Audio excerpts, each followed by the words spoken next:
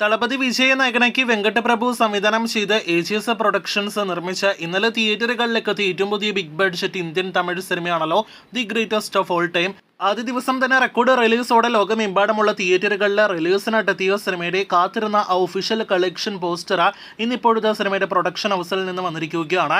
അത് പ്രകാരം 126,32,00,000 മുകളിൽ വേൾഡ് വൈഡ് ഗ്രോസ് കളക്ഷനാണ് ആദ്യ ദിവസം സിനിമ നേടിയെടുത്തിരിക്കുന്നത്.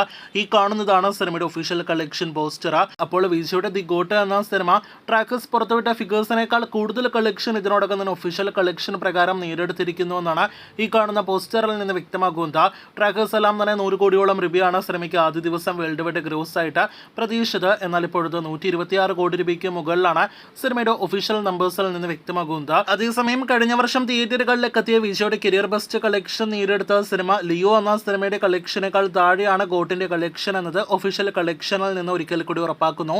148 കോടി രൂപയ്ക്ക് മുകളിലായിരുന്നു ലിയോയുടെ ആദ്യ ദിവസത്തെ world wide gross official collection.